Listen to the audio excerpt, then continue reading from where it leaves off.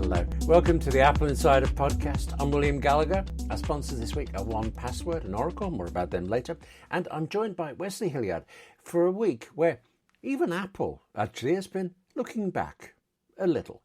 We'll be discussing Tim Cook's slight spinning of Apple's position in the AI industry quite soon. But first, Wes, hello. And you want this week's AppleInsider Plus to be about much more than the past 7 days. You want to go far, far further. What is this week's Apple Insider Plus? Well, we're going to discuss the odds and ends of this in the show, but I want to go into our year-end review. So everyone does it now. I think you can get a year-end review for, what you've bought on Amazon, I guess. I don't know. Yes. It's just, it's everywhere. It kind of took over. Spotify Wrapped, I think, helped pioneer it, but now you can get it in Apple Books, Apple Music, and pretty much any other app that might feel like offering it. Overcast does it. Apple Podcast does not yet. But we'll get into the what's it's later and how that works. But in the Apple Insider Plus segment, I want us to discuss our year in review. If we even have one, do we care? What are these metrics about anyway? So hang on, you got engaged. I got older. Other than that, yeah, okay. I should explain. Apple Insider Plus is the extended ad-free version of the show. And if you're curious about how much older I got or how the engagements went, and you're not already a subscriber, it'd be great to have you. You can join us through Apple Podcast subscriptions or Patreon. And, of course, there are details in the show notes. One thing you just raised there, the thing about the year-end review that Apple Music does in particular, I looked at mine this morning and, great list of music. And unsurprisingly, I liked all of it. But there's one that I thought, actually, do you know, I want to listen to that now. And from the replay list, I couldn't get it to play. I had to go off separately. Was I just missing a button on my iPhone? Or is it purely a list to taunt you back into searching Apple Music's catalogue? Yeah, there is something very odd about how Apple has implemented its year-in review. It's called Apple Music Replay. It's not actually a year-in review until December.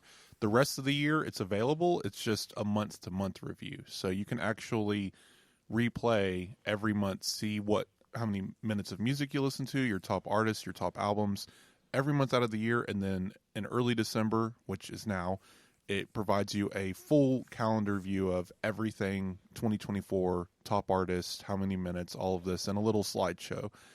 And it's on a website. It opens a URL to Apple Music Replay, and it plays all of this, and it's not very interactive. You're right. It just gives you a bunch of images that you can share to social media, but the only thing interactive about it is a playlist it generates called Apple Music Replay, and then the year. You go to Apple Music, you open that playlist, and it's in order your top 100 songs for the year. So, okay. How much more do I want? I did hear that Spotify is doing more this year. I think you just said that as well, that it's adding reading through this, I ended up learning about Spotify will create a podcast on a topic you want with two AI, I'm going to guess, men, riffing on it was the phrase I read somewhere. Can you imagine listening to a podcast with two men talking?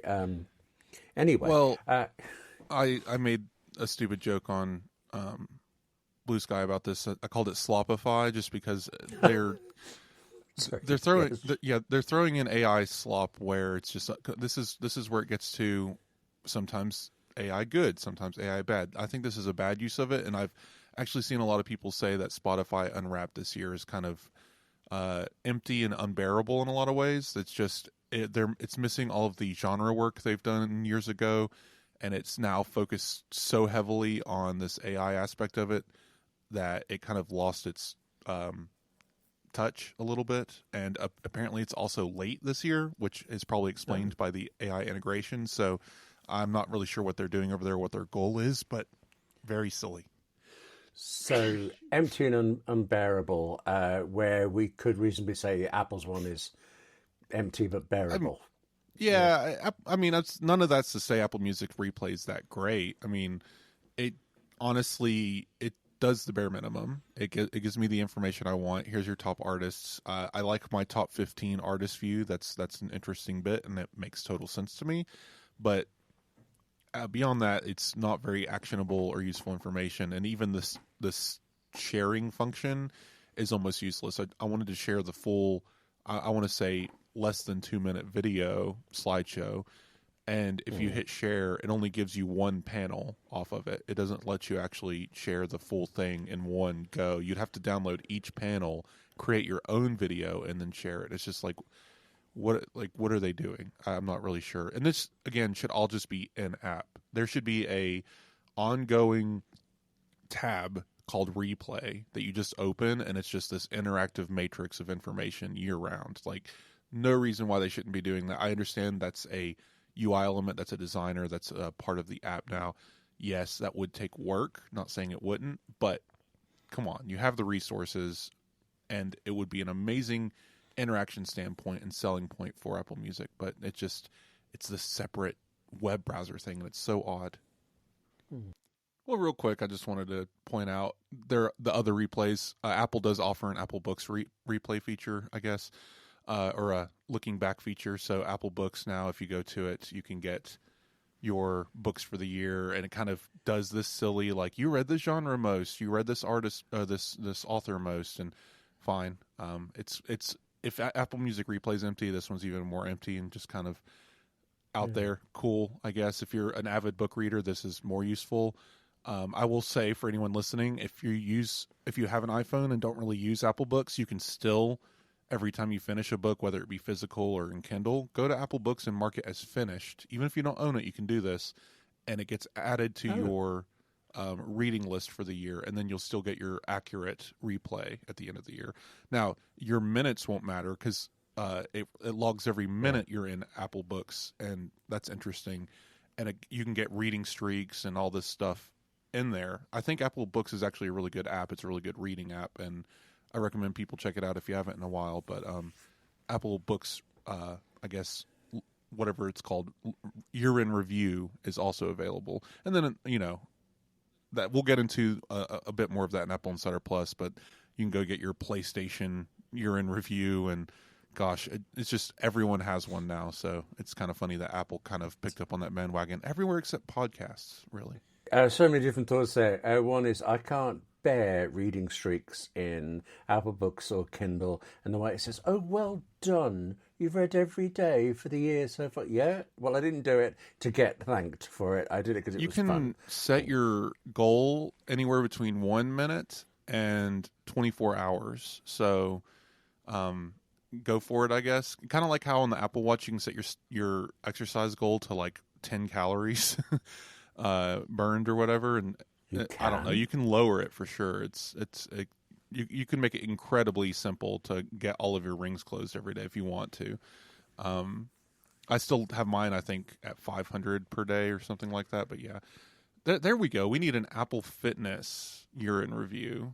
Oh, Apple Health year in review. This is how many calories you consumed in the year. Yeah, I'm less keen on that prospect than you, but all right, okay. I tell you, my mind this week feels very much like in a kind of reviewy kind of mode. But let's just take a pause from looking back and look forward, because AppleInsider has been looking to the rest of the year as well and into 2025. What's coming next? Forget what we haven't had so far. What are you looking forward to between now and, I don't know, early 2025, would you say? But yes, looking forward, as you said, there is a lot going on in 2025 for Apple, and we've got a few stories here all coming out at the end of the week as we record. Just a lot of stuff to talk about. What did you want to get to first, William? Well, I presume the one I would like clarified, and I don't mean this is unclear in anybody's mind but mine, Apple Intelligence as it comes out bit by bit. Where are we going? I mean, the last thing I read somewhere was about something would be in iOS 19.4 out in 2026. Do we have a clear and understandable roadmap that I can read and look forward to, given that I'm not in the US and so I'm bound to be behind all of the US releases? Well, Apple has given us some things to look forward to for Apple Intelligence. What they announced at WWDC is all still coming in iOS 18.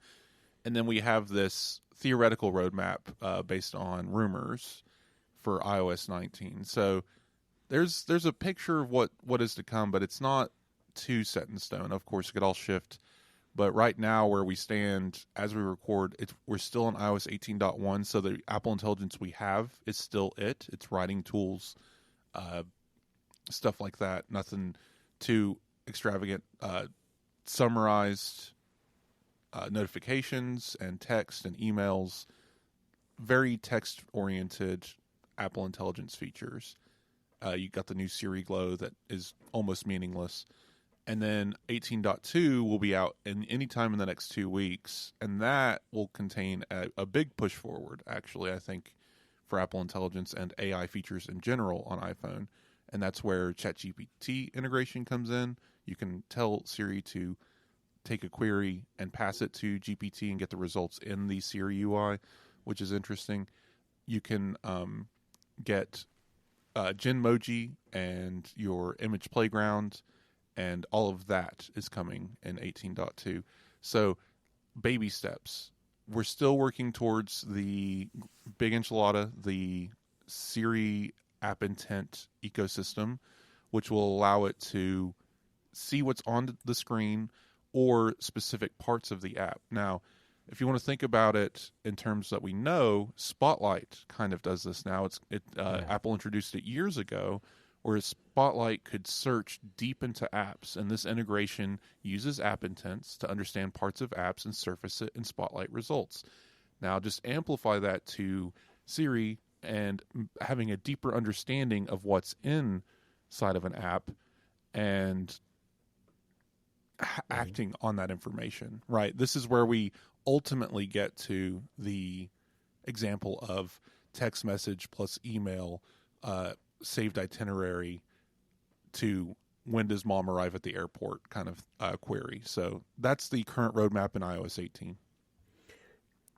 I tend to lead on software. That's where I'm focused all the time. But I'm aware that one of the things I read about Apple Intelligence was that you can expect, if that's not too strong a word, that there'll be some development of that alongside this HomePod with a built-in screen.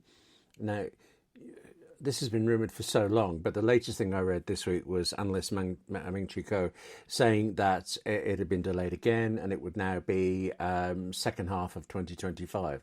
But the more I look into this, the more it's only him who's ever been saying when it's been coming at a particular date, I think. So is he just, spinning the wheels, fancying one of these, trying to talk Apple into it, or is this looking actually like a real thing? Well, the product exists, but I think Ming-Chi Kuo is wrong here. This is one of those... We've got a few things here that I'm taking problems with for 2025, so everyone can take note and tell me I was wrong. It's fine. But first off, this nameless product, which Apple will surely come up with some silly name that either we love or hate, and we'll eventually love anyway. Yes. Home Hub or whatever it's going to be, is coming, and Ming-Chi Kuo hasn't been the only one talking about it. It's been primarily Bloomberg, actually.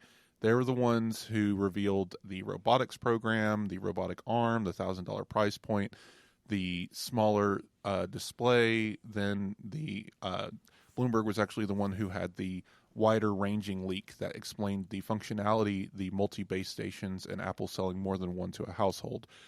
Kuo has been on the coattails of this, and again, he is a supply chain source. So I think from his point of view, he sees a product in this pipeline that may not be coming until late 25 or early 26, and that is the one that Bloomberg also said is coming late 25, early 26, and this is the robotic $1,000 AI assistant version of this, where it does all of the things that we're wanting in it.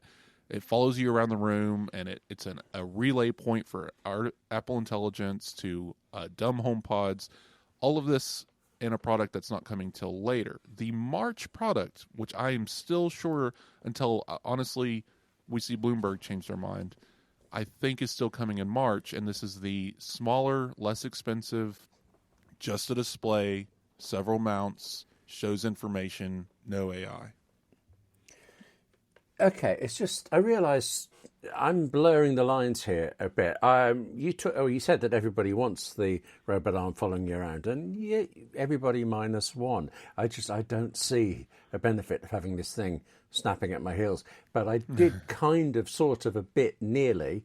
Let's make that more vague than you possibly can, William. See the advantage of a HomePod that had a screen on it. I mean, actually, that I've changed my mind on. I'm quite happy with HomePods without them, but I can see, because you've talked before about smart home controls in it, I can see that. I mean, a little dashboard somewhere.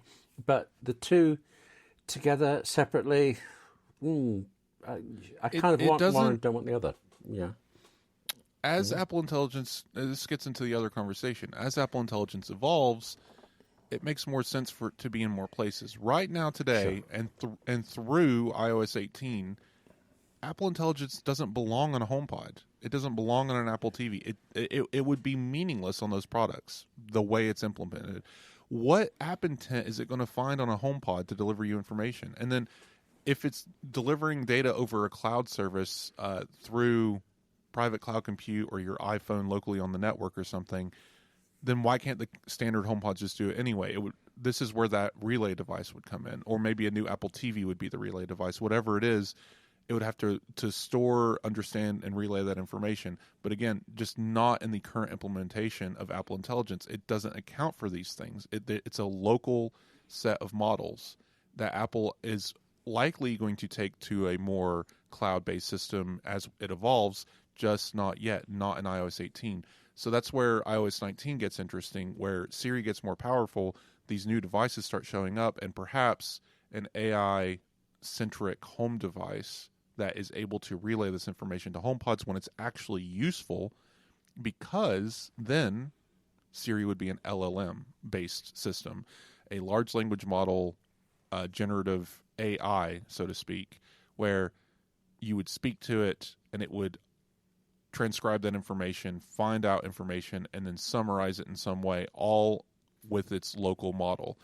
That is not how it works today, and it will not work that way at any point in iOS 18. And as long as Siri is still its original self, which it still is, it's an ML-based system. I think I described this on the last episode, where it's basically calling out to different apps. It's going to make a phone call, so it's going to call FaceTime. It's going to set a reminder, so it calls that app. It's going to do a text edit, so it's going to call Apple Intelligence writing tools, right?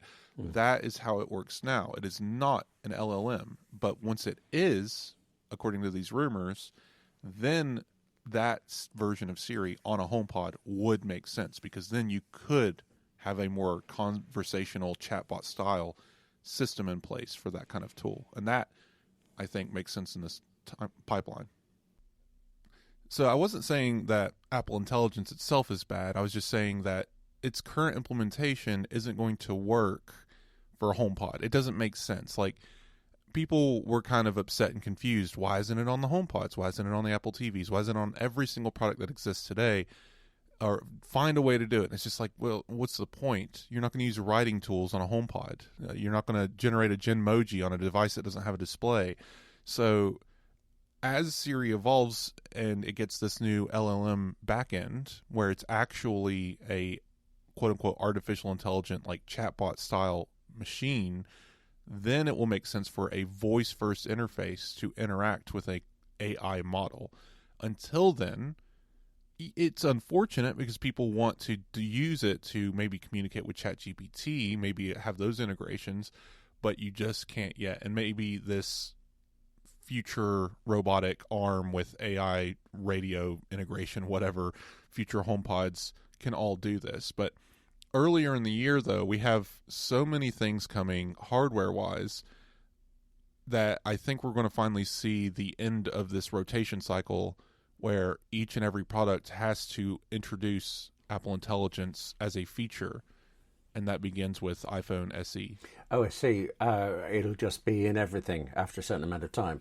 True. Okay. The iPhone SE, I used to really like the iPhone SE. I remember the very first one when it was announced, and it was like a cheap, well, it wasn't a cheap iPhone. Nothing Apple ever does is cheap, but it was cheaper, and I thought that was a good thing. And I bought the first one. I remember buying. I buy the third. I lose track of one. I did buy one for my wife at one point, and after a while, we both suddenly thought, no, let's get a proper iPhone. Yeah, there was something just a bit slow and naff, and once you've not used the home button, using the home button feels like a real chore. So I bought a replacement for that. But the new iPhone SE will presumably lose the button as well, and I can go back to being cheaper in my presence. Does that sound likely? Yeah, this is going to be the iPhone 14-ish design. Not quite, though, because there's going to be a few changes. But that body style, flat sides, not the rounded ones, still aluminum. Yeah. Notch behind Face ID. OLED display, so that's a step up. The rear plate will be unique to this device, though, because it will have a single camera, 12 or 48 megapixels, depending on which rumor you're looking at. I could see Apple going for 48 just to have a uniform single camera system across the line, and it would be paired with an A18 processor. We'll get into that second, and that would make sense for it to have the same camera system for the same processor, just to simplify the camera pipeline. Maybe they don't want to try to drive a 12 megapixel camera on that sensor; it'd just be overkill. I could see, since that sensor was used as far back as the iPhone 15 standard, they probably have some parts lying around to make that more inexpensive. But it would be its own back plane, and because cases are showing this horizontal pill-shaped cutout where it would be a camera and a flash and light sensor all lined up on the back, but not a. I don't think there's going to be a plateau of any kind of camera bump in that way. The camera bump will be the lens, but the design, though, it's very simple. USB-C, yeah, no action button, no camera control, but beyond that, yep, you have an iPhone SE that looks like an iPhone 14, and the home button is dead. No more home button, no more Touch ID. Is it fair to expect it to be about the same price as the SE? I think so. Apple has a hard target in mind with these products, and maybe that's why it took so long for the new SE to come out, because the previous one was an iPhone 8 design, and here we are trying to finally get away from, like, we're moving post iPhone 10 finally in the SE, in the budget model. So it makes sense that this would be more inexpensive, and it's going to start out lower margin. Apple will still make its profits, but it's going to be a much lower margin now, but with, like I said, we're expecting an A18 processor, and I'll get into why in a second. Yeah. That processor paired with a 48 megapixel camera, OLED display, Face ID, USB-C, these specs may be bare minimum for the modern day iPhone experience, but they're also guaranteed longevity. And this device could be the iPhone SE for 3-4 years before Apple has to even think about an update. That's a good point. I can't even remember how long ago the last one is, but go on. 2022. 22. Goodness, that seems such a long time ago. I can't resist anymore. Why are you so certain it'll be the A18? Well, you're not going to put the A17 Pro into an iPhone SE, and I don't think there's that backstock's being used for the iPad Mini, right? So the iPad Mini 7 got the A17 Pro. It works. It's an odd device. You can put a Pro chip in it. Not a big deal. And then Pro naming scheme is just in name only. Mostly it's a flash in the pan for iPhone Pros. But the A18 makes sense for the SE because it's already in mass production. Apple has it in the iPhone 16s it needs it in. The initial sale run on that is done. Production of the SE is going into effect. And by the time this SE4 production is ramped up and selling massively through the spring and summer, we're already going to be talking about the A19 production for the iPhone 17. So the A18 chip will be a go-to. It's on that. It's on the good, I believe, 3 nanometer process. So it's not dead-ended. It's going to be a good process to hold on to for a while. They've got plenty of them. Apple again bought up the entire fab to make these. So I think it's going to be relatively inexpensive as a chip, and it's the biggest reason, though, is the A17 Pro is the cutoff for Apple Intelligence. Apple is not going to release a new device without Apple Intelligence. So A18 makes the most sense for this product. It does. Though I was thrown by the Mac Mini, I until somebody actually went out their way and specifically told me, no, Williams A17 Pro. I just unthinkingly assumed it would be an M series chip, like in the iPad Pros. And Mac Mini. Some of us had hopes. Yeah, iPad Mini with an M5 would have been cracking, wouldn't it? I'd have bought one of those. I think we're getting closer. If the next iPad Mini doesn't have an M series chip, it never will.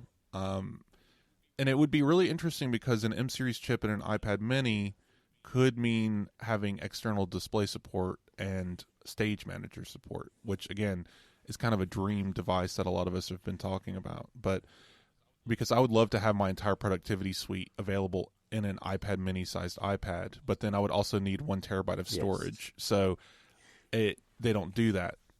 And Apple making iPad Mini more Pro is a desire of us nerds, but not necessarily realistic. So that's a different product, and we won't be seeing one for a couple of years. iPad Mini 7 is it, at least until probably 2027. Yeah. But there's more than the iPhone SE coming.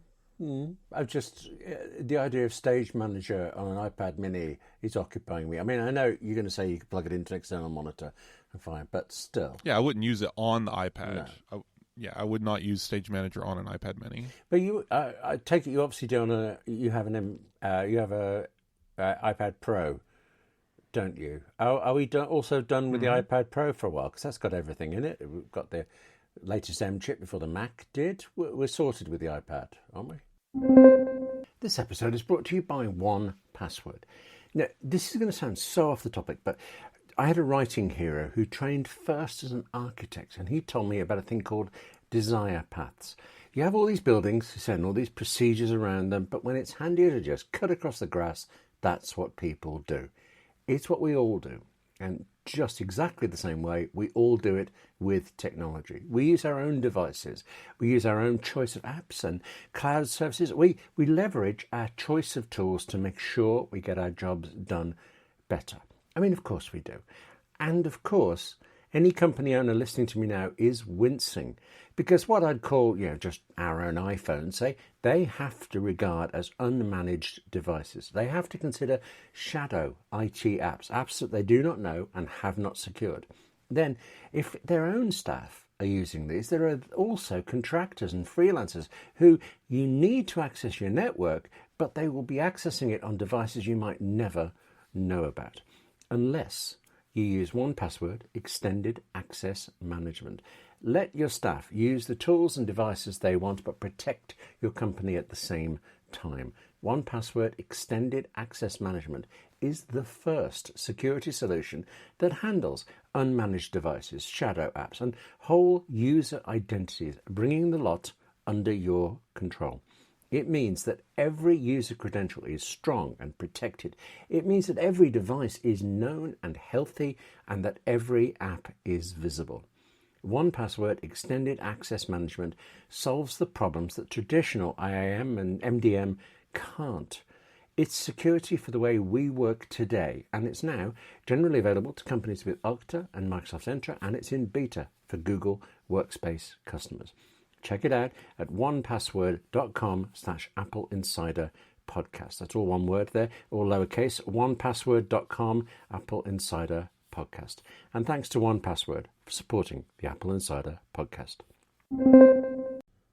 So this is where the rumors get weird. Obviously, we have an M4 MacBook Air coming. Nothing to say there. It's getting a new chip. Congratulations. 1 year upgrade cycle on that one. It's a little bit short cycled, but Macs seem to be on an annual plan.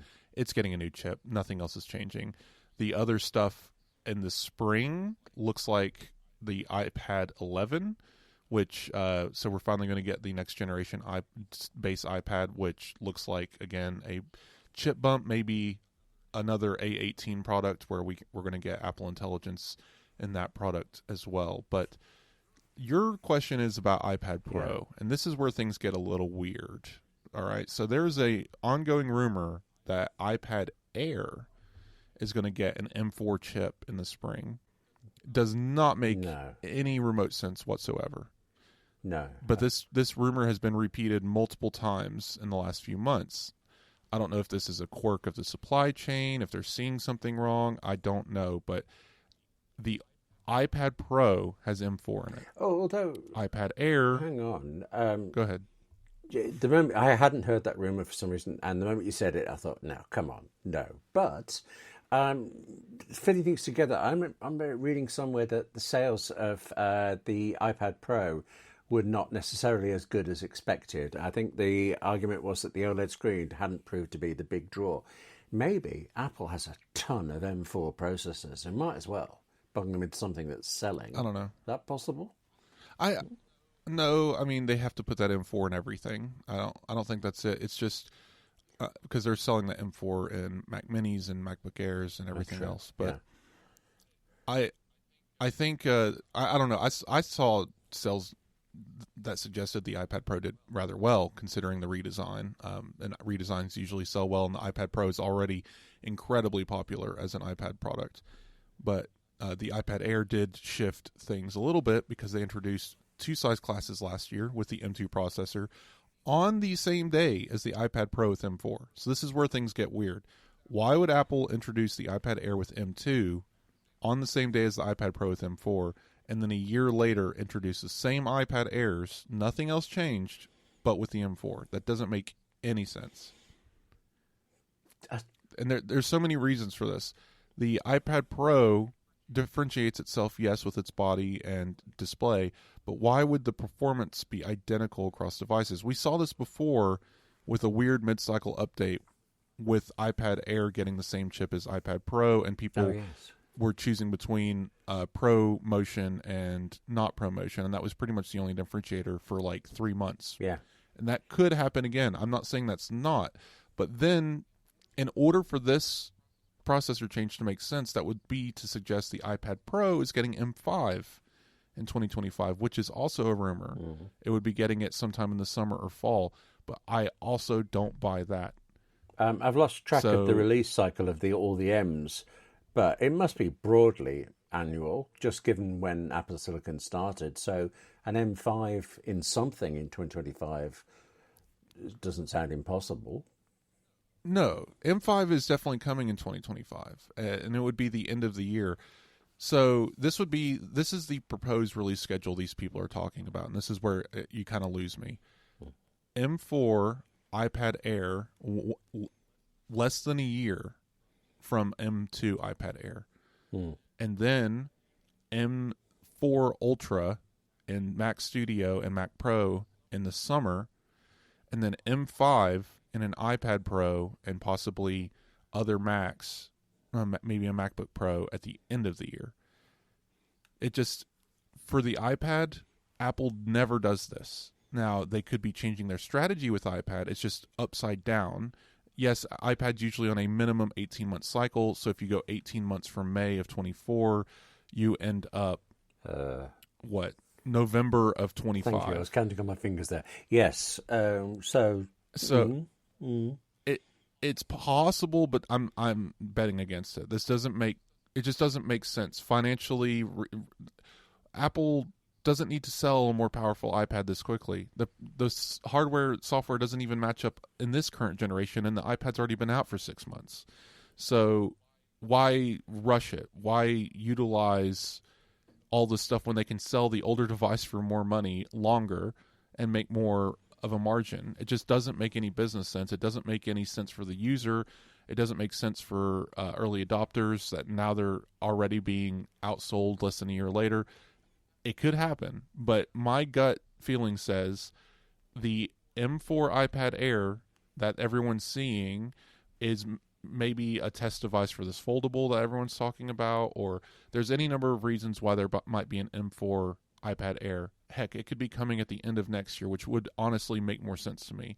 And then the M5, guarantee you we're going to get a report sometime in June of next year saying, hey, the M5 iPad Pro is delayed till March of 26, which again would make way more sense for that product. So we'll see. I'm not placing any bets, but anyone who reads my stuff on rumors, I've been pretty good at capturing how these things are meant to flow. And Bloomberg and Ming-Chi Kuo and these other rumor people, yes, I'm not accusing them of clickbait, but they definitely do lean into more sensational news when they can, and then back step when they need to say, oh, actually the supply chain changed, or the rumor changed, and the information's changed. It wasn't our fault, and that's fine. It's just when they're reporting on these things, they're not talking about the stuff we're talking about right now. Why would Apple do this? They never get into that. They just say it's going to happen, and it's like, but why? And this doesn't make sense. I mean, this is actually one of the reasons I like talking to you each week, because you do look at it that way. Except I'm very sorry to say it, I think you've missed a point here. You're saying there's no sense, there's no reason for Apple to update the iPad, but you're totally forgetting all of those rival tablets that are out there that are so much better than the iPad, really, aren't you? Look, I sounded serious for so far down the line of that sentence. This episode is brought to you by Oracle. Even if you think it's a bit overhyped, AI is suddenly everywhere, from self-driving cars to molecular medicine to business efficiency. If it's not in your industry yet, it's coming fast. But AI needs a lot of speed and computing power. So how do you compete without costs spiraling out of control? Time to upgrade to the next generation of the cloud, Oracle Cloud Infrastructure, or OCI. OCI is a blazing fast and secure platform for your infrastructure, database, application development, plus all your AI and machine learning workloads. OCI costs 50% less for compute and 80% less for networking, so you're saving a pile of money. Thousands of businesses have already upgraded to OCI, including MGM Resorts, Specialized Bikes, and Fireworks AI. Right now, Oracle is offering to cut your current cloud bill in half if you move to OCI. For new US customers with minimum financial commitment, offer ends December 31, 2024. See if your company qualifies for this special offer at oracle.com/AppleInsider. That's oracle.com/AppleInsider. And thanks to Oracle for supporting the Apple Insider podcast.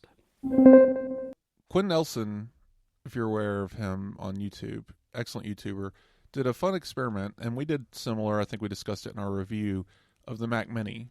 The base Mac Mini with M4, you cannot build a comparable Windows machine for the same price. That has never really been true in desktop world. Apple Silicon made that possible. Now, as soon as you start adding any memory or storage or RAM or anything like that, it blows that out of the water, and you can very quickly get a comparable Windows machine. But if you look at tablet land, it has never been the case. Android tablets have always been a second thought to Google and other manufacturers. And even today, as Android gains more and more tablet-oriented features, it is still very much an afterthought, and there is no hardware that can come even close to an iPad Pro, let alone iPad Air. Heck, even the iPad 11 that's coming, that's going to cost $329, will stomp any Android tablet out of the planet just simply because of the Apple Silicon it's going to be using. So, not to mention the display. We're still Android tablets out there, and these Amazon Kindles and these other things that cost $4 are still using 1080p sub pixel, like terrible displays with plastic laminate. It's tragic out there. I'm not really sure what they're doing, but yes, I just find your comment funny. I mean, I know it was meant to be a joke, but it is very funny that, like, there's no pressure on Apple to be rushing out an M4 iPad Air because, oh God, someone might outperform them. It's just the only people competing with Apple and tablets right now is Apple, and that's kind of wild. As YouTuber I like called Claudia Schiffer is an incredible photographer and does these. She's one of these people who lives in her van, drives off to astounding locations and photographs them just magnificently. And in her very latest one, she wrecked her MacBook by spilling coffee over it and actually switched to a PC while it was being fixed. And she made a strong case for why the PC was very good, but all the way along I'm thinking, it uses Windows, it doesn't use macOS, so it could be very pretty and the screen looked great, but it's still no use to me. I imagine there must be people on the opposite side of that who would love an iPad, but it doesn't run Android, and so they're stuck with whatever else they can find, whatever that is. I suddenly blanked on what options they've got. I've had a few interesting interactions recently. So the first one was someone writing me an email asking, so I'm moving from Windows to Mac, and normally when I move PCs, I want to do multiple installs and wipes to make to basically ensure my setup is going to work the way I want it to. What is the process of doing this on a Mac? And I said, turn it on, install, and you're done. Right. And so that was an interesting conversation because in Windows world, you could end up with a bad install and have to start over because things aren't working the way they're supposed to be, and the apps aren't going to the right places. And sometimes the best solution is just to erase everything and start over.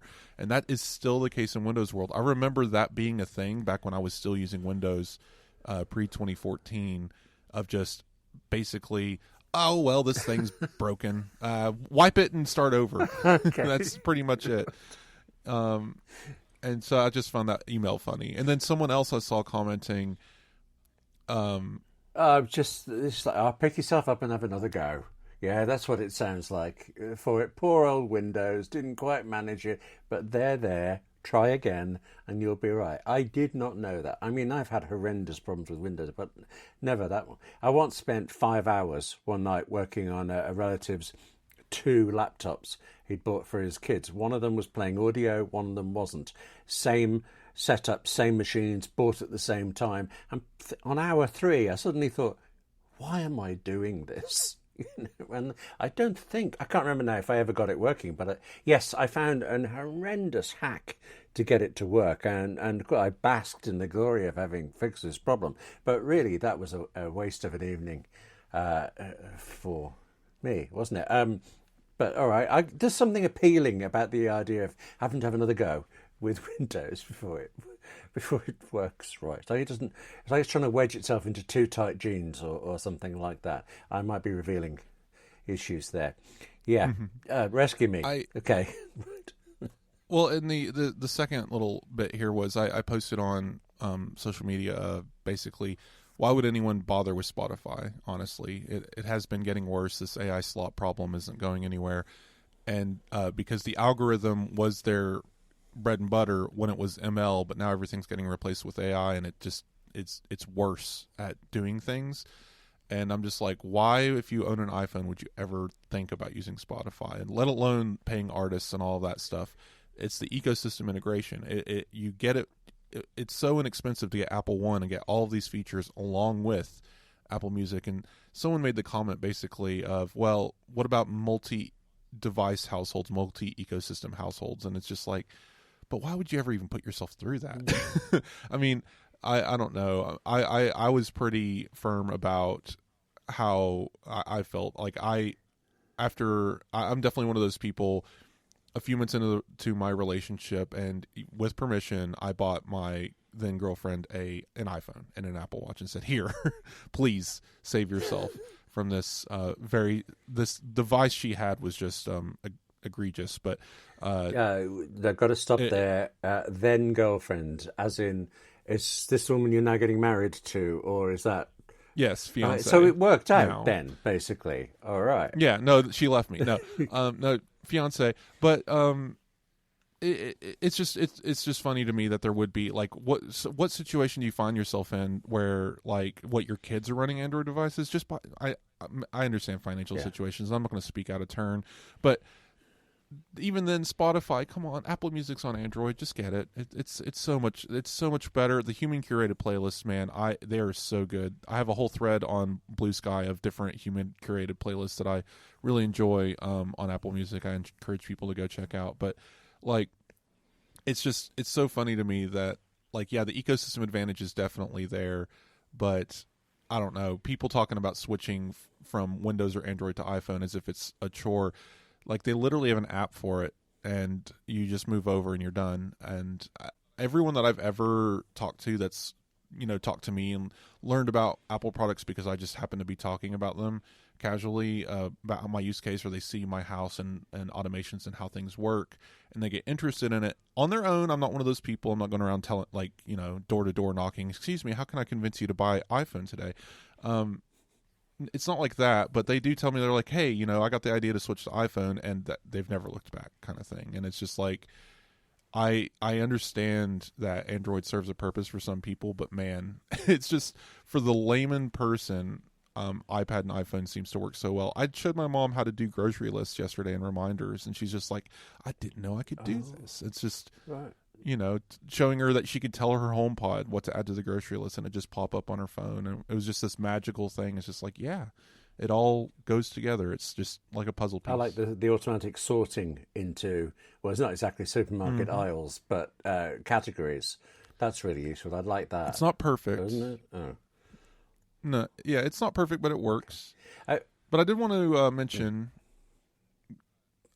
Tim Cook. Yeah, he said. So we were talking. I said right at the start that I actually accused him of slightly spinning for things, and it was about Apple Intelligence. Then we talked about Apple Intelligence. He did actually talk a lot this week about things. It was a very end of my time kind of chat. Is that what you're thinking, or are you particularly on Apple Intelligence as well? He's not going anywhere. I mean, when we can elect presidents that are 90 years old, I think you can be a CEO well into your 80s. So I think Tim Cook, especially he wakes up at 4 a.m. and does like Pilates. I think he'll be around for a while. Even in this interview, they were like, "So you're 3 years ago, you said you got a decade left. What's it look like?" And he said, "I don't have a number." So, yeah, he is not going anywhere. But this was a good interview. I thought it was interesting. Stephen Levy in Wired, very extensive interview, very wide-ranging thing. I mean, I like Stephen Levy's books and things, so it did go far. But the one thing I thought, they used to, well, I think there still is this thing, but there definitely was a few months ago this thing that Apple is behind on AI. And you and I talked about the fact, well, it's machine learning is AI. I've had this all this time. Now, Tim Cook has basically trotted out what we've said, machine learning. 2017, they started looking at it, he said. I thought, He reported the same thing that's been said since WWDC, where Apple Intelligence was revealed, and they had a couple of Apple executives standing on a rooftop talking to random YouTubers for 6 hours. The same thing that they said over and over and over again. I believe it was Greg Joswiak and John Turnus. They were trapped on a roof. One of them was wearing like an overcoat and sunglasses. They looked like they were like going to go terminate somebody later. But the thing that was repeated in every interview was, we've been doing this from the beginning. It started with computational photography. Then we got our own neural engines. We were one of the first people with a neural engine. They call them, NPUs or whatever, but ours is a neural engine. And then it evolved from there. And so Tim Cook's just repeating that same thing. But I saw the headlines going around as if it was the first time we heard it, for sure. But I think it's just important to say, 2017 sounds right. It wasn't Apple Intelligence then, but the idea of these larger systems creating models that could run on device, definitely not a completely unknown thing to Apple. I mean, it would be wild to think that they were just completely in the dark about this until ChatGPT made its debut 2 years ago. It doesn't make any sense. I do have half of me as an image of Tim Cook in the Apple Park cafeteria, sandwich about to go into mouth, going, huh? ChatGPT? But then actually Apple Park, that opened in April, I want to say, 2017. So now, I can see Tim Cook and the gang stroll up into Apple Park and think, right, well, done this. What can we do next? Artificial intelligence. What do you think, lads? Shall we do this? Lads, this? Yeah. And off they went in their nice, shiny office. Speaking of artificial intelligence and terrible naming schemes, OpenAI, Seven Polo guy, I forget his name, Altman, Sam I believe. So he recently was in another interview, and I had to roll my eyes so far into the back of my head, I believe I broke my neck. But he said, well, actually,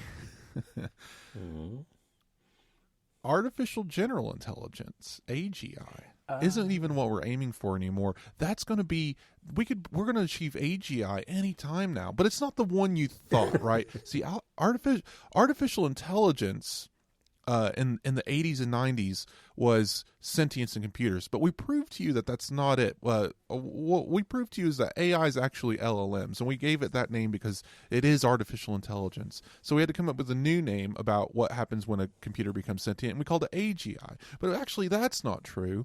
That's just when artificial intelligence becomes a single unit system that we can break down further and basically let run on its own. And it's not sentient or understanding of itself, but it's so well made that it's basically able to create its own AIs out of it becomes its own snake eating its own tail type of system. Okay, but we have a new name for the hyper intelligent supercomputer that can think for itself, that becomes sentient and kills all humans and enslaves us. It's called super intelligence. Yeah, see, we knew that all along, and that's going to happen eventually, and OpenAI is going to be the first one to create super intelligence, and I'm just over here like banging my head against the wall the entire time, because words used to have meaning, and when you apply, like, I go back 2 years to when we first heard the term artificial intelligence applied to this garbage technology, and I would saying the same thing. It is a bad name for a good hammer. Stop treating it like the second coming of Christ. It is good at what it does. It is not going to solve all of humanity's problems, but OpenAI has to get that investment money. I actually saw a headline the other night. In the middle of the night, couldn't sleep. I was kind of doom scrolling, and I saw some headline that had AGI'd it, and I thought, I think that's an insurance company, isn't it? I should look into what that is. And I honestly thought, it's cannot be bothered. Okay, there are certain adverts in the UK that I'm sure they're in the US as well. Things like, the US you have things like "Where's the beef?" that suddenly catch on, and 20 years later are still remembered.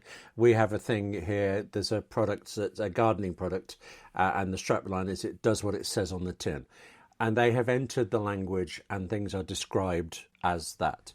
And then you see the kind of wannabes that do this, and I can't remember any of them. They're so bad, but they're so obviously desperately hoping that their one will catch on, and that's exactly what superintelligence sounds to me. What's so good about the name Apple Intelligence is it sidesteps the whole issue. It's a stupid name, but it lets Apple use the AI moniker as long as they need to, but when society has moved on and decided AI is just another hammer and they stop treating it like the second coming as they have been, Apple will be able to say, we have Apple Intelligence, and the name will still work. It will still make sense. But we had such a good name for this for sentient computer, artificial intelligence. Go watch the Steven Spielberg film. I love it.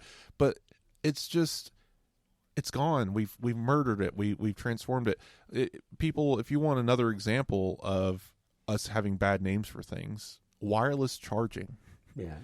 There's nothing wireless about it, right? So there's so many places where this happens, where we get ahead of ourselves, and then we name it something because we want it to be this sci-fi thing, and then it's not that, right? Isn't Wi-Fi it's just always funny to me. There's just, what's the fi in Wi-Fi? It was just a play on hi-fi, wasn't it? Which now I don't think anybody even thinks of, but back in the day was a familiar term. Star Trek, that's what I'm thinking of. The Enterprise was going to have guns that were lasers, and somebody, Roddenberry, I suppose, Gene Roddenberry, thought that could be out of date next week. Let's call it something else. So they called it phasers, and to this day, it still sounds, well, not unrealistic. I mean, can a phaser be realistic? But you know what I mean? That was a successful naming thing. And Apple Intelligence is a successful name. It's like when the MacBook came out. I think I've said this recently. I hope if it was to you, just nod politely, please, while you think of something else and I try to speed up. The MacBook, when that came out instead of the PowerBook, I thought we'll never get used to this wretched name. And now, of course, what do I want? I want a MacBook Pro. So, yeah. But it's the same with Apple Intelligence. No, yes, is how it went for that. So, yeah. It's a dumb name, but it works, and it sidesteps the problem. I don't know. I love fun, like, misnomers, anyway, like it always brings me back to one of my favorite childhood book series, Lemony Snicket's series of unfortunate events. Oh, yeah. And there's a snake in the second book called the Incredibly Deadly Viper, and it's actually one of the most harmless snakes in existence. Yeah. So anyway, like it's just artificial intelligence. It's fully artificial and there's nothing intelligent about it. So I'm not really sure what they were going for, but if they had just called it large language model and treated it like a spreadsheet that everyone was going to forget about in 5 years, it would have been fine. But we had to call it artificial intelligence and get all this stock market hype over it and make a bunch of people millionaires. That's I was waiting to say that last bit. Yes, it did have a purpose, just not necessarily a useful one. I mean, I noticed in that interview, the long interview we were talking about, Stephen Levy's one with Tim Cook, he actually said that they discussed the name for ages, or at least for a while, in Apple Park. But in retrospect, it seemed like a good name. And I like the idea of people wandering around Apple Park, trying out names with each other. Except, I don't actually believe this is true, but let me try to build this up. Whilst you're walking around Apple Park, if you're an Apple employee, and even when you go home when you're an Apple employee, Apple is conducting surveillance on your every move. Claims, sorry, I was going to say an ex-employee. I'm going to have to guess he might soon be, but an employee of Apple is suing the company for what he claims is this astounding invasion of privacy from the company that keeps claiming it's pro-privacy. And I need to be fair here, the whole court filing doesn't appear to have been released, so maybe there's more in it. But from the evidence listed, it's utter complete nonsense. Do you know this story, and are you on my side with this one? They called Apple Park a panopticon, which is an excellent word for a circular prison. But like, my God, it feels a little bit, I guess, on the nose. I'm with you on this. It feels like your standard corporate grievance, but because it's Apple, it's blown up. Apple work devices are just like any other work device. It goes through work servers. It's monitored for the most part. They're not spying on you. They're just making sure you're not giving away trade secrets. I mean, half of these trade secret trials that we get are because some, well, I'm going to be nice, moron decided to use their work device to transfer secrets to their personal computer or to someone else, and it's visible on the servers. They see that you did it, the time, place, and device that you did it on, because it's an Apple issued product, and someone is calling this surveillance, I guess. Actually, one of the sponsors this week is 1Password with the 1Password extended access management that's meant to enable. I like the thing that when I used to be at the BBC, it was commented on that I used to bring in all my own gear because it was just so much faster than their PCs. I like the fact that as employees we now use our own devices, but I get from the company side that the risk of your confidential material going out. I looked at everything that guy listed, or at least, everything that was reported by the lawyers representing the guy. Every single thing sounded so normal. Apart from the surveillance, was he said that he'd been ordered to change his LinkedIn account. Not account. It wasn't clear whether he meant his bio or his conversations on it, because as it turns out, the guy, and we're not naming him not for legal reasons, but just because it's totally slipped my mind, he is incredibly vocal on LinkedIn. I mean, much more so than even non-Apple people. Apple people tend to list, job title, what they did. He has a large bio, about 400 or 500 words, and he talks a lot on it. So I can easily see that he, at some point, I'm sure inadvertently said something and Apple went, excuse me, and then he removed it. But that sounds so totally plausible and reasonable that to then file a suit over it is just...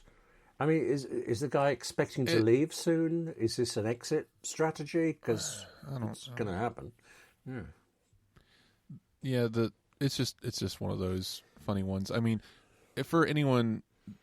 Even if you have a bring your own computer policy at work, just have a bring your own work computer. Don't connect your personal computer to their ecosystem, because I've seen these horror stories before. People want to leave Apple, and Apple's going to wipe their personal phone because they were using it as their work phone. It happens all the time. have a separation of church and state. You have to don't do that. But speaking of fun Apple employees this week, we got another one. Oh, even funner. Is that a real word? Even more fun than. Honestly, lawsuits. I guess they make movies about lawsuits. I could see like a Apple TV Plus program with an angry lawyer talking about a person thinking they're being followed around Apple Park. But that could be a show. But I have an even better one for you. I don't know if it's if it would be Ocean's 11 or if it would be more Office Space. But it lands somewhere in between. Okay. I'm leaning more Office Space, if you're familiar with that one. I love that movie. You mentioned it before, and I keep meaning to look it up. So I did look at the trailer. I think it's very of its time, but it seemed pitiful trailer. Oh, okay. Yeah, this is one of those ones where honestly go read the script and you'd probably still hate it. It's a comedy, a workplace comedy where this guy basically decides. Well, first of all, there's a character in it based on the Milton comic strips, which is hilarious. And he's just the kind of the butt of the joke, the whole thing. But the grand 1,000-foot view, whatever, of the movie is this guy is an accountant and he's basically like, hey, if we take a penny off of every transaction from this company, we could make a bunch of money and retire, and the company would never notice, and they're going to do that and whatever. And it's just this silly scheme that goes wrong, and it's a very funny, very silly movie. Everyone knows what I'm talking about because you've seen at least someone mock the scene where they're beating the ever-loving life out of a printer that they stole from the company in the middle of a field. Okay. So, right. Anyway, worth a watch. Mike Judge is a comedy genius. I also reference Idiocracy often, and that's also a Mike Judge project. But this is less fun. So again, just less likable characters anyway. You built me up to expect a comedy at Apple Park, and now you're going to take that away from me. Mm-hmm. All right, do your worst. Do your worst. It's fine. Yeah, a comedy of errors. So we have an alleged. Let's just put alleged around this whole topic because I think I said alleged 17 times in this piece because the Santa Clara County's statement on this was so definitive, and it's just like they haven't been to court yet. But an alleged 6 personnel from Apple, who are now no longer with Apple for obvious reasons, had this whole scheme going on. One of them was this financial accountant type who also worked he was the CEO of one charitable organization and an accountant at a second charitable organization. These were Hop for Kids, he was CEO there, and American Chinese International Cultural Exchange, where he was an accountant. And Apple has this program where if you do a donation, you can report it to Apple, and they will match it or double it, depending on what it is. So a group of 6 employees, allegedly, got together with this accountant person who also worked at Apple and said, hey, you make the donations, I'll go to the company where I have privileged access, refund those donations to you, take Apple's match donation and pocket them, and then I'll make money, but this is how you'll make money. You're going to still, on paper, make these donations, and I'm going to hand you the fraudulent paperwork so you can file your tax returns and get whatever off of that. So they ended up defrauding Apple out of about $152,000 and California out of about $100,000 over the course of 3 years. Goodness. How did they get caught then? Do we know? Good Somebody question. slipped up. I don't. That's it. They got in and out. Sorry, the script is writing itself now. Okay, they were betrayed. It was probably love that turned them in. Yes. No. I think Santa Clara just noticed that this was happening, and they contacted Apple and was like, "Oh yeah, this is happening," and they worked together and tracked down who did it and got them all a warrant for their arrest. It appears that they're maybe at large. But wait, they're in the wind. They're on the lam. This is great. I don't know. They're probably all arrested by now. But it's just between July 2018 and April 2021, they manipulated donations and charities. It's just a wild thing, of course, and they're literally stealing food from the mouths of babes, and it's this awful greed focused story, terrible human beings.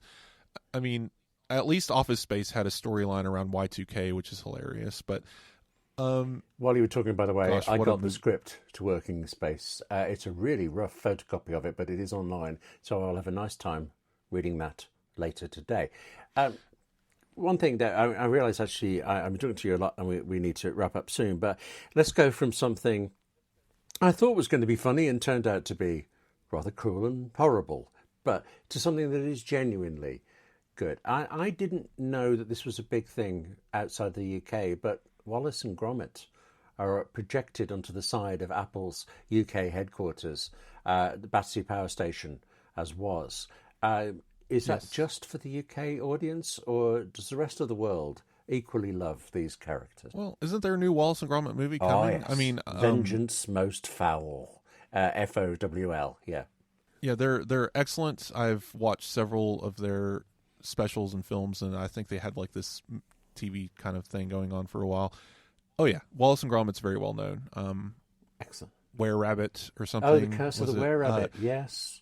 Okay. Yes. So yeah, I think it's a more of an international thing. Good. Just a fun bit, of course. I like that they filmed it on. They recorded the stop motion on iPhone for the tower. That was really cool. Well, wait, are you trying to make this relevant to the AppleInsider podcast? Okay. Yes, apparently they did. Yeah, I'm curious to know whether they did the whole film that way. I imagine after all these years, I mean, is it 40 years they've been making these now?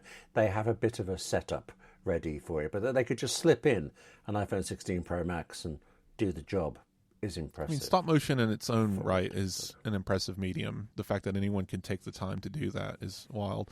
This holiday season, I encourage everyone, if you have a 4K television, nice big fancy HDR, go get the 4K remastered versions of Rudolph the Red-Nosed Reindeer, Santa Claus is Coming to Town, those 1960s classic stop motion clay films, right? I've never heard of them. Oh. I mean, Santa Claus is Coming to Town is a Bruce Springsteen song, as far as I'm concerned. There's a stop motion version? Yeah, so these must be very American. So Rudolph the Red-Nosed Reindeer, there's a few, but they were all made around the same time, I believe by similar companies or maybe the same company, but they're these stop motion animated features that have been shown every year in the United States on some cable television channel for all of history. So if you grew up in America, you have seen these films probably at some point. They basically built the entire movie around one of the popular songs and then had a few other songs thrown in just for fun. But the reason why I bring it up is they are stop motion, and they took the original film and remastered it in 4K, so you can see how detailed these little models are. I mean, if you've ever seen stop motion, the models are usually about hand size, right? So, like, if you saw a model of Rudolph, he would be about the size of a person's hand. So they have these large sets where they walk around and do things, and it's funny.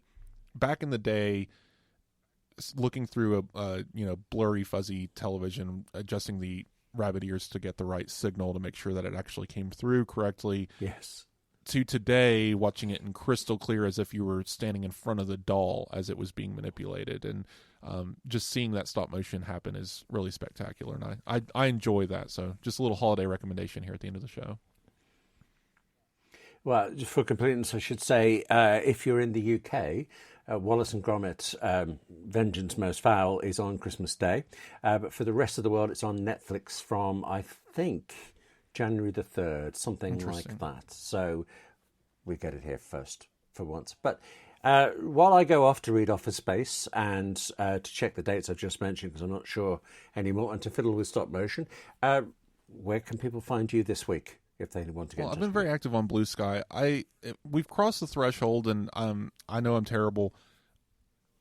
Everyone that I followed actively on Mastodon has basically moved to Blue Sky, and I keep them both open side by side and scroll, and I'm seeing identical posts where people are cross-posting. There's only a few holdouts left, but it's kind of one of those things where I'm not very active on Mastodon. Again, I'm not deleting it, and every now and then I'll find a post or reply or something to comment on. So it's not like I'm gone from the platform. You can still follow me there. You can still, if you comment, I'll get a notification. I'll check it. That's all fine. I'm just most active on Blue Sky, and that's where I'm kind of hanging out these days. I've been posting a lot about the Apple Music stuff that's been going on, and just talking about the news in general, trying to amplify more of what I'm writing, just, getting into that social media nonsense. But of course, you can always email me, wes@appleinsider.com. You can find that email at the top of anything we've written. And you can leave us a podcast review. This week we have one. William, I'll let you take this one. This is Cynthia, isn't it, who actually we met on Blue Sky last week, saying that Fridays are a happy day because of the new AppleInsider podcast. And actually says that she's learned so much from the two of us. The line is actually, this is Cynthia, this is very generous. Their knowledge of Apple and technology in general is extensive. Cynthia, does that mean right as well as extensive? Thank you very much for the comment. I do love it. And nice to be talking with you on Blue Sky. And actually, Wes, you say you're on there most. I was going to say I'm on Blue Sky more than anything else now. But actually, I've missed your music posts. Maybe that's a sign of how much is going on on Blue Sky. But I'm definitely going to go back on, particularly to look for yours. And yeah, well, it's been an odd thing. I followed too many people, which is a weird problem to have.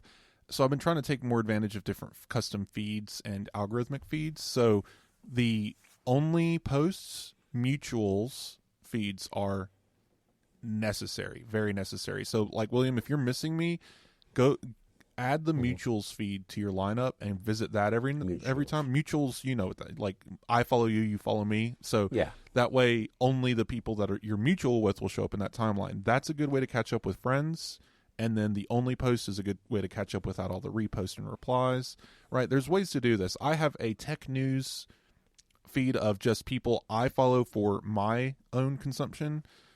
So that way, because if I go to my following feed, I can spend 45 minutes scrolling and I'm still within the same hour of posts because I'm following like 700 people. So I think once we can turn off reposts for select people, because there's a lot of heavy reposters out there, I'll have a better control of my following timeline. But until then, I'm leaning heavily into those other timelines because there is I am a completionist and I can't do it in Blue Sky until someone out there, if you're a developer, do it. Somebody, please make an app that lets me have a saved reading position and then I scroll up to present day and then I leave and come back and I'm still there and then I scroll up to the present.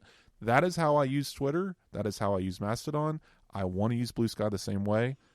Please make it happen. I've been unfollowing a lot of don't worry, if we're mutual, I'll never unfollow you. But like I've been unfollowing a lot of the heavy repost accounts, and it's helped a lot. But I'm still in a weird spot where it's just very overwhelming. But William, you also have been posting on Blue Sky about your YouTube channel. Yeah, 58 Keys has expanded in the last few weeks. Thank you for asking about that. So, this week I've done, from Apple users, the best Christmas gift guide for writers. The thing with it is it's not, for you to buy presents for other people. It's by yourself. This is what you want. Go get it. It's Christmas. Or, that kind of thing. And there'll be apps next week and things. And there's also some writing workshops on there on Monday. So I have been mentioning that a bit on Blue Sky, but actually a bit, I was going to say higgledy-piggledy. I'm not sure if that's a very British, even archaic British phrase, but not sufficiently often. I will be better at it, particularly when I've explored mutuals, except you did just say there very dangerously, if you follow somebody back, if you mutual follow us, you'll never let us go. And I'm thinking challenge accepted. What can I do? Enough. Okay. We now know what we're going to do in the next episode. We're going to read the Office Space script. We're going to spend a lot of time having fun on Blue Sky. And, we might do some work from time to time, but probably not. Can I just say thank you to our two sponsors this week, 1Password and Oracle. And thank you very much for listening. Except if you are an AppleInsider Plus subscriber, well, don't stop listening. We'll be back in just a few moments. But otherwise, speak to you next week. Talk to you guys then.